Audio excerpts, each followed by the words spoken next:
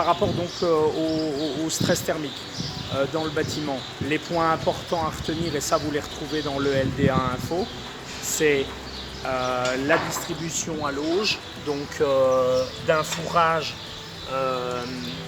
plutôt assez appétant, donc qui va servir en complément de l'alimentation pâture, parce qu'ici les vaches sont en pâture, d'éviter les échauffements de fourrage.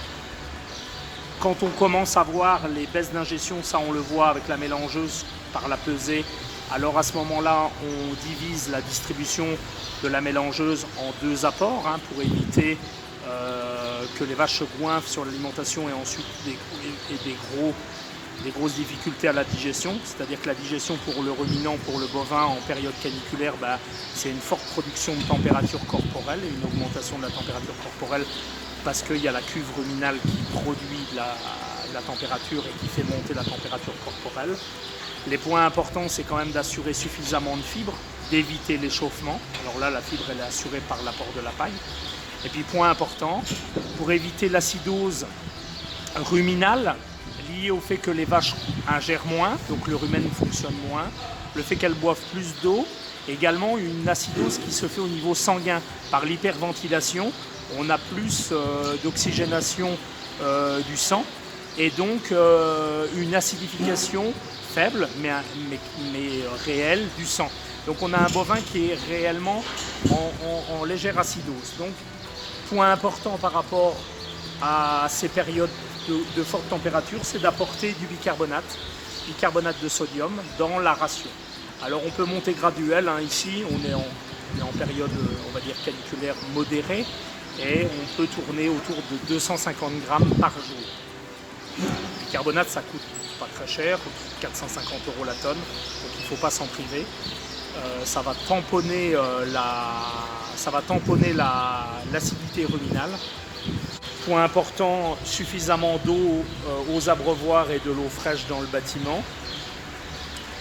Le bicarbonate que je vous ai dit, donc 250 grammes à 300 grammes, plus aussi des autres compléments qui ont des actions, on va dire tampons, comme les levures, le lithotame, les oxydes de magnésie. Donc ça peut être des complexes, mais le bicarbonate est un très bon additif économique. Tenir compte également de la perte minérale, donc il est important de bien minéraliser pendant cette période-là également les vaches taries et de compenser justement les pertes de sodium et d'apporter du sel dans la ration sous forme de blocs de sel ou de sel fin dans la mélangeuse.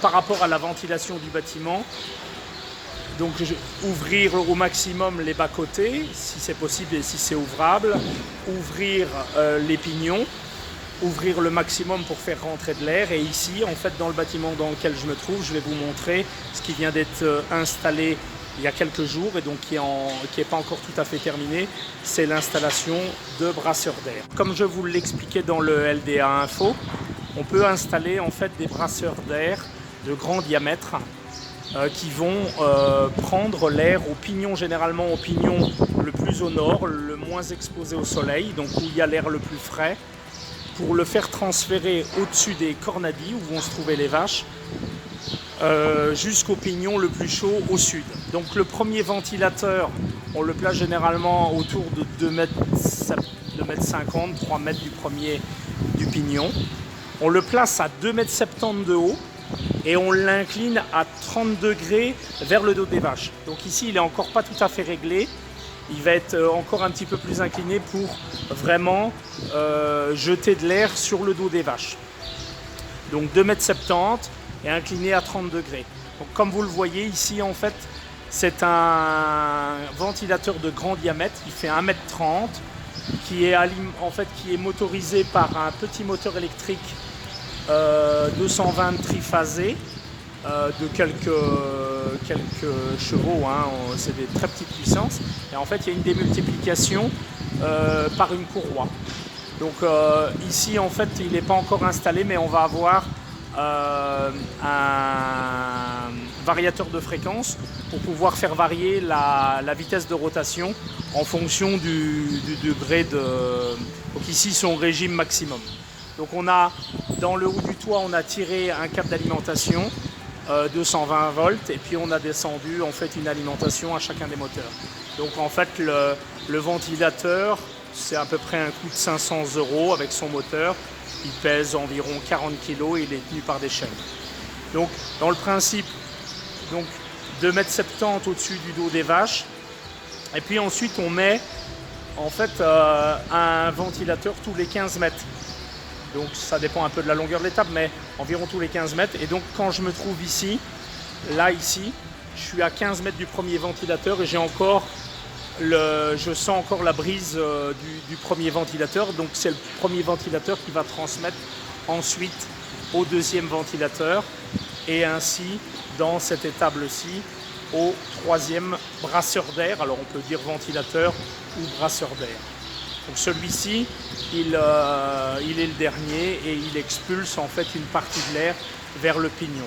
Donc on a ainsi dans l'étable un courant d'air qui est favorable en fait, comme dans nos maisons quand il fait chaud, ça ne baisse pas la température mais ça permet de donner une sensation de bien-être et de brise, ce que les vaches recherchent.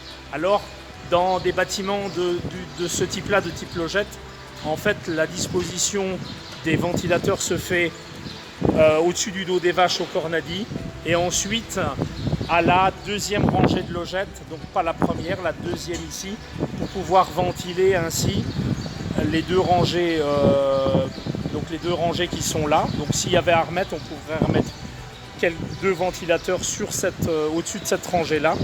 Et ainsi, en fait, avec deux rangées, celle au cornadi et celle au-dessus de la deuxième logette, on peut couvrir la ventilation estivale de ce bâtiment-là. Donc je remontre également, ce qui est intéressant, c'est de voir le bardage ouvrable qui a été réalisé en clair-bois. Bon, après, on pourrait avoir un système avec bâche ouvrante qui serait plus performant.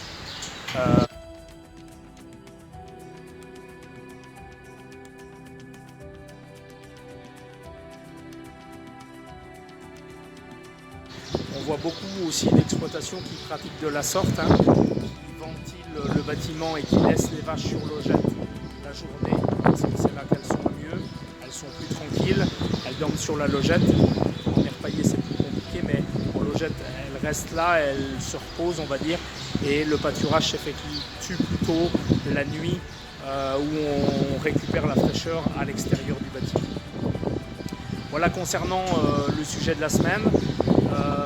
Je vous souhaite bon travail, une bonne semaine. N'oubliez pas de vous hydrater et je vous donne rendez-vous à la semaine prochaine et vous invite également à vous abonner sur YouTube. Donc vous abonner, ainsi vous serez mis au courant immédiatement de la diffusion de la vidéo dès sa publication sur YouTube. Merci, à la semaine prochaine.